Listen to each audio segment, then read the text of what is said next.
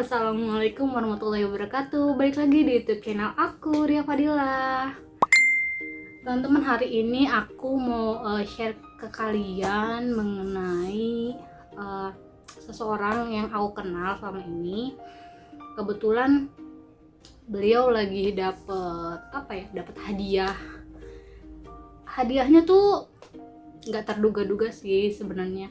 Jadi tuh aku mau coba share ke kalian apa sih yang biasanya dia lakuin sampai apa yang dia tulis nih ya di jurnal dia selama ini tuh bisa tercapai gitu satu persatu.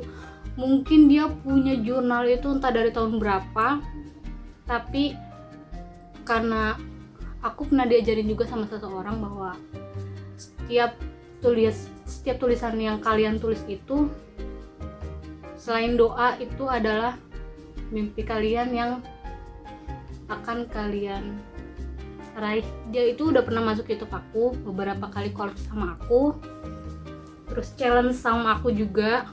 Dan aku kali ini mau kasih beberapa pertanyaan ke beliau.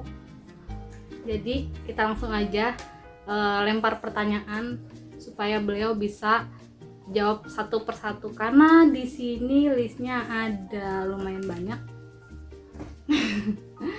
Jadi yuk kita mulai. Oke guys, jadi ini dia orang yang mau aku interview hari ini mengenai beberapa pertanyaan yang udah aku siapin di sini. Kita mulai aja ya. Perkenalkan, beliau bernama Sagita Fajra Rahayu. Kita mulai aja langsung. Siapa Sagita Fajra Rahayu? Kemudian perkenalkan seputar pekerjaan, status, kesibukan, dan impian Mbak Sagita. Oke, perkenalkan, nama aku Sagita, bisa dipanggil Gita, Mbak Gita, Kak Gita, Bu Gita, siapapun lah. Umur aku saat ini mau 31 tahun, bulan Agustus nanti aku 31. Saat ini pekerjaan aku sebagai partner di kantor akuntan publik di Jakarta, namanya Hertanto Grace Karmawan. Pekerjaannya sehari-hari sebagai auditor, gitu kan. Statusnya sudah menikah. Terus apa lagi? Kesibukan saat ini sama impian? Kesibukannya pertama menjadi auditor, kedua menjadi businesswoman yang berusaha merintis bisnis, ketiga menjadi istri yang baik kalau misalnya suaminya lagi di Jakarta, karena kita sedang long distance marriage, lagi semester berjalan. Kadang-kadang aku juga jadi doslab, bilangnya sih doslab tuh kayak asisten dosen. Aku udah dari 2014 ngajar di UI.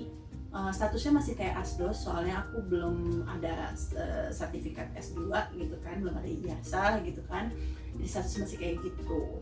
Abis itu kesibukannya kadang-kadang kalau enggak suka nonton Netflix kalau lagi bosen, terus ngeblog, bikin konten di IG, bikin konten di YouTube, kayak Ria juga nggak mau kalah kan, kayak gitu sih kurang lebih ya. Gitu. Banyak ya kegiatannya ya. Kalau untuk impiannya nih, impian kan ada beberapa nih yang aku udah tahu. Kan. Contohnya salah satunya nih ya, mau meneruskan kuliah S2 di luar negeri, tapi itu kan ada di list aku. Jadi nanti akan aku ulang pertanyaannya ya.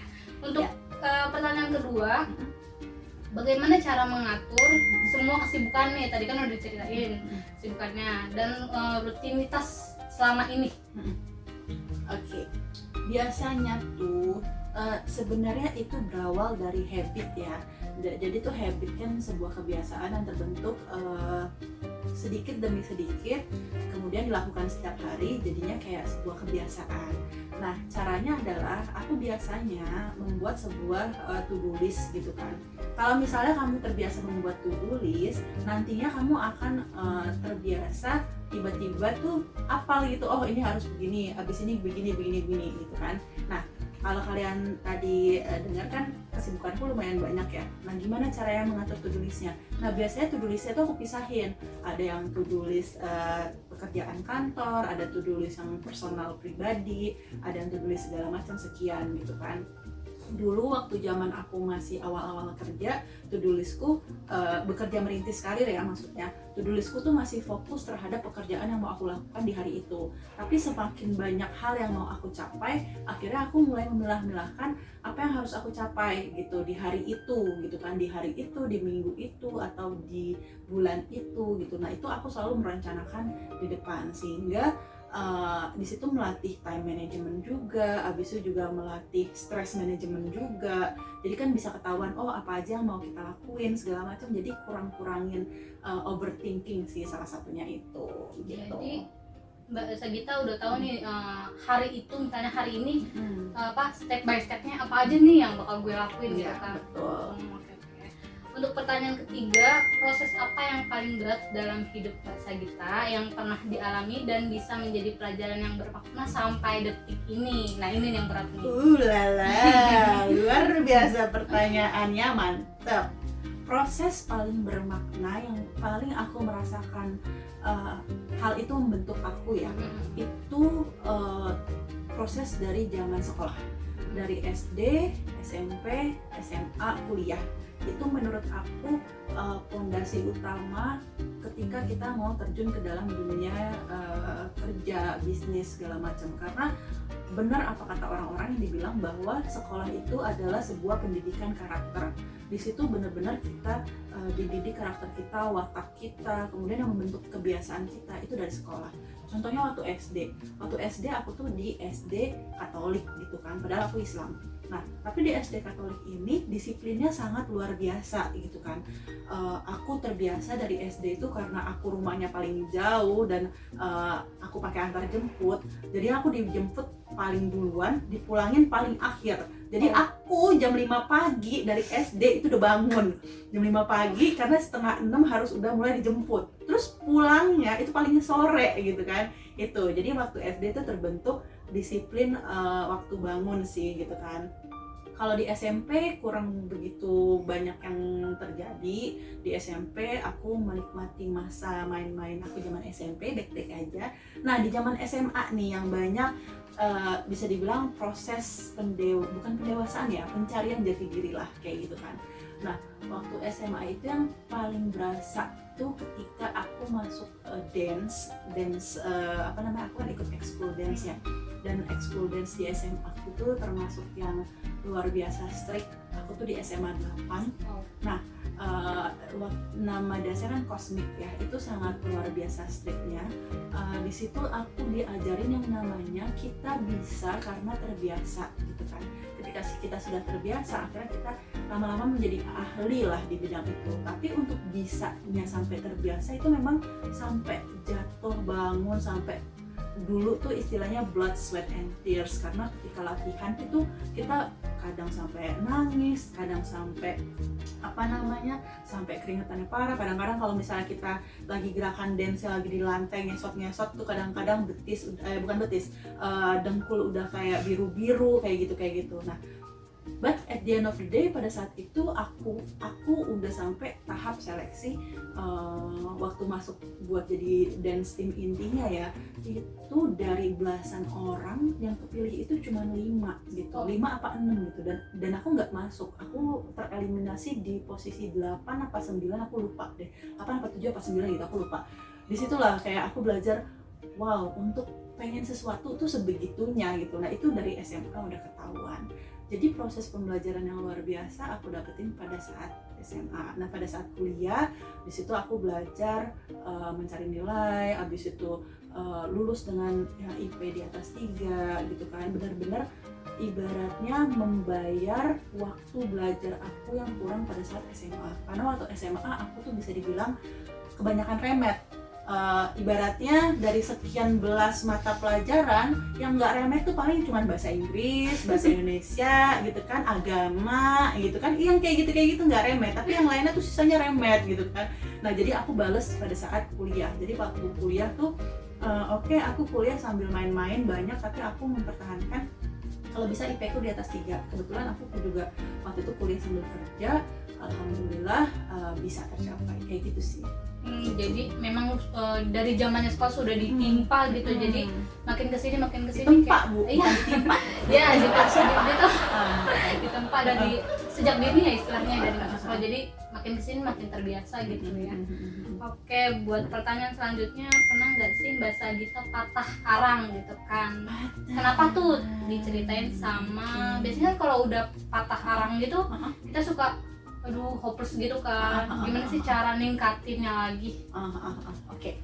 Patah arang pernah, bukan beberapa kali, sering kali patah arang.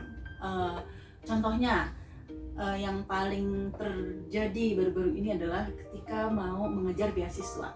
Aku sempat jadi kan perjalanan beasiswa aku tuh lumayan ya.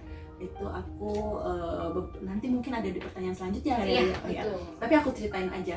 Di dalam proses pencarian beasiswa itu aku sempat patah arang.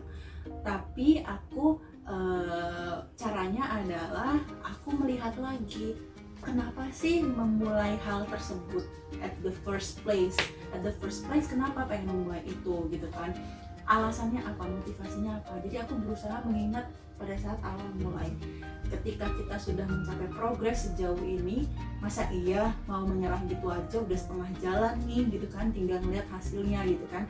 Terus flashback lagi, apa aja sih yang udah kita lakuin yang mungkin belum kita lakuin gitu kan. Nah itu aku coba melihat itu lagi, terus mencoba mengingatkan diri sendiri bahwa kita pasti bisa kok gitu kan. Terus kalau ternyata dari diri kita sendiri masih kurang kuat gitu kan, kita mesti nyari dukungan dari luar gitu, dari temen, dari keluarga, dari komunitas. Mungkin kita bisa nyari kan di Instagram atau di Facebook gitu kan, kayak grup-grup dalam hal ini, contohnya grup-grup pencari beasiswa gitu kan. Dari situ kita harus, ketika kita merasa down, justru jangan kita menutup diri kita sendiri, justru kita harus malah membuka diri kita biar kita dapat input gitu. Karena kan kadang kita lagi down atau lagi sedih itu kan gara-gara mungkin perasaan kita sendiri, padahal pas kita ngobrol sama orang lain, oh ternyata ada orang lain yang mengalami hal serupa, terus dia ngasih masukan. Nah itu, jadi intinya ketika kita kekurangan motivasi, selalu flashback, lihat kita progresnya udah sejauh mana, terus dekatkan diri sama orang-orang yang bisa mensupport kita, create our own supporting system gitu sih. Selanjutnya, nih penting juga nih ya, ini salah satu pertanyaan yang di request sama teman aku. Asik.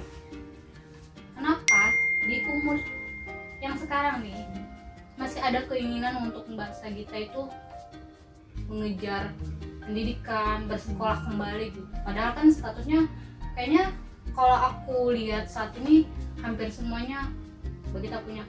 Kenapa masih berpikir gitu untuk sekolah? That is very good question ya. Temanku juga ada yang nanya kayak, lo ngapain sih sekolah lagi, lo kerja udah bagus gitu kan, penghasilan udah cukup, lo ngapain sekolah lagi kayak gitu, apa yang lo cari sih gitu kan. Nah mungkin ini karena pertama aku emang suka belajar orangnya gitu. Aku suka banget belajar, jadi aku ngerasa kayak misalnya aku udah tahu sesuatu, ketika aku udah tahu, aku mempelajari, aku suka, terus aku udah expert lah di bidang itu, terus aku selalu bertanya-tanya apalagi yang bisa aku pelajarin gitu ya. Terus juga mungkin karena keluargaku punya yayasan gitu kan. Nah jadi dari kecil itu aku terbentuk pendidikan itu nomor satu gitu. Investasi yang terbaik di dalam hidup adalah diri kita sendiri, apa yang kita pelajari, apa yang kita serap gitu kan. Jadi itu alasan berikutnya. Kemudian juga ketiga adalah karena ketika kita meninggal nanti gitu kan, katanya kan amalan yang tidak pernah putus gitu kan adalah ilmu yang bermanfaat gitu kan. Dan kebetulan aku juga suka sharing kan orangnya, walaupun aku nggak tahu apa yang aku sharing apakah bermanfaat atau enggak gitu kan, penting atau enggak, berguna atau enggak, cuman aku suka aja sharing gitu. Kayak aku punya ilmu ya untuk disalurkan juga gitu kan, dan juga itu kan nantinya akan jadi amalan. Jadi sebenarnya itu alasannya kenapa aku masih pengen sekolah, karena aku merasa tidak ada batasan umur juga sih kita mau menempuh pendidikan. Bahkan aku pernah baca apa lihat di mana gitu kan, ada nenek-nenek umur 60 something gitu kan masih mau kuliah sampai S2 apa kalau nggak salah S3 gitu, nggak tahu deh, pokoknya nenek-nenek aja masih mau gitu sekolah. Kita yang umurnya masih setengahnya dia, masa kita segitu-gitu aja gitu kan. Walaupun memang ada orang yang merasa kayak Bob Sadino aja nggak lulus sekolah, tajir, terus si siapa nggak kuliah aja kayak nggak drop out gitu kan, malah kaya, miliuner segala macam. Balik lagi sih itu ke visi misi kita dalam itu mau ngapain gitu. Kalau aku pribadi jujur, aku memang suka belajar orangnya. Aku merasa diriku selalu ngerasa kayaknya ilmu gue kurang ya, kok gue masih bodoh aja ya sampai sekarang, kok ada hal yang gue nggak tahu gitu. Dan aku orangnya ketika aku mencemplungi suatu dunia, aku tuh nggak mau setengah-setengah. Kayak contohnya kan aku di bidang audit, related sama finance, accounting, audit gitu kan. Maka kuliah yang aku ambil juga related sama itu. Aku ngambil kebetulan S2 finance gitu kan. Nah, aku pengen ahli aja gitu di bidangnya. Jadi sebenarnya backgroundnya adalah biar aku tidak dibodoh-bodohi orang aja gitu, dan mungkin aku bisa mengedukasi orang biar jadi lebih expert, jadi lebih tahu gitu. Jadi itu alasannya kenapa sampai sekarang aku masih pengen belajar, dan itu juga salah satu impian aku dari lulus SMA. Aku memang pengen kuliah sampai S2 dan ke luar negeri. Jadi itu udah impian dari aku lulus SMA tuh 2008. Jadi dari 2008. Terus ya ini di luar pertanyaannya, kalau yang aku dengar kan selama ini perempuan tuh kan kebanyakan kalau udah nikah di rumah nih, buat apa sih sekolah tinggi-tinggi? Menurut Mbak Gita tuh kayaknya pertanyaannya nggak ada di sini. Iya, nggak ada di sini. Maksudnya kan biasa ya. Karena yang tadi diungkapkan sama Mbak Gita, kayaknya perempuan tuh nggak yang harus di rumah lah, ngurus anak lah, ngurus rumah lah. Karena kan pendidikan juga penting gitu kan. Kalau menurut Mbak Sagita gitu kan, ada beberapa segelintir orang lah yang bilang, apain sih cewek tinggi-tinggi sekolah gitu kan, buat apa juga nanti ujung-ujungnya di rumah. Oke. First of all, aku tidak setuju dengan pernyataan seperti itu. Kenapa cewek harus di dapur doang? Kalau kata Najwa Shihab, kalau wanita ada dua pilihan, kenapa wanita harus memilih kalau bisa dua-duanya gitu kan? Kenapa cuma dua kalau bisa 5, 6, 7, 8, 9, 10 gitu kan? Dan juga apa gunanya RA Kartini memperjuangkan hak-hak kita kalau ujung-ujungnya kita at the end of the day ke dapur? No gitu kan. Walaupun kalau kata Islam, mohon maaf nih, Islam aku juga masih terbatas ya, memang kodratnya wanita di belakang mengurus rumah tangga dan segala macam. Tapi kalau misalnya kita lihat banyak loh pejuang-pejuang Islam pun yang wanita itu juga nggak cuma di dapur doang gitu. Jadi terhadap ibaratnya hal atau kalimat atau statement yang bilang wanita kan seharusnya di dapur aja, itu nggak setuju banget. Sehingga penting banget buat kita nih cewek, terutama yang masih single nih ya, make sure pasangan kamu membebaskan kamu untuk berkarya. Penting banget. Kalau misalnya pasangan kamu tidak bisa menghargai kamu, misalnya kamu pengen jadi YouTuber, atau kamu pengen menjadi wanita karir yang sukses, atau kamu pengen jadi pembisnis handal, ulung dengan penghasilan lebih tinggi dari suami kamu misalnya gitu kan, ya sebaiknya sih perlu dipertanyakan kenapa gitu kan. Apakah alasannya egoisnya karena dia nggak pengen kalah dari ceweknya nanti gitu kan. Kalau kayak gitu mending ditinggalin aja deh, cari aja yang lebih baik gitu kan. Tapi alasan aku pribadi kenapa wanita itu perlu pintar gitu, karena toh kalau misalnya nanti dia nikah, dia kan harus mendidik anaknya juga. Betul kan, yang mendidik anaknya, yang most of the time bareng sama anaknya kan istrinya. Suaminya mungkin nyari uang, dan kalau misalnya anaknya tiba-tiba nggak bisa jalan atau anaknya tiba-tiba ngomongnya terlambat atau gimana gitu kan, istrinya yang disalahin. Padahal sebenarnya istrinya sudah melakukan banyak hal gitu kan. Saya tidak setuju terhadap itu, saudara-saudara.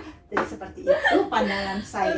Semangat banget ya, semangat sekali. Dan aku beruntung banget, aku punya suami itu sangat mendukung luar biasa, ya kan. Dan memang ketika ini karena kamu memberikan pertanyaan out of the topic, aku juga memberikan out of the topic juga nih.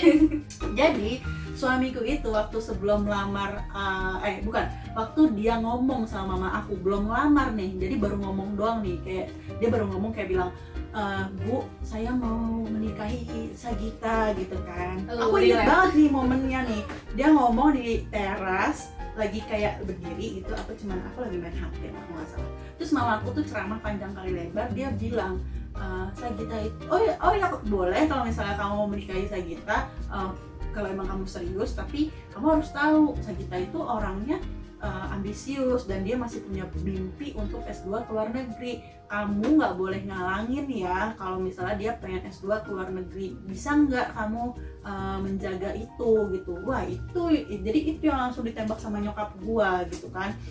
Dan di situ dia bilang, ya nggak apa-apa gitu, saya juga dukung kalau kayak gitu. Ya udah, jadi dia mendukung walaupun luar biasa perjalanan. Jadi buat para calon suami, kalau bisa dimengertilah keinginan calon istrinya atau istrinya nanti ke depannya. Jadi gimana, saya buat suami dulu. Hai suami, I love you.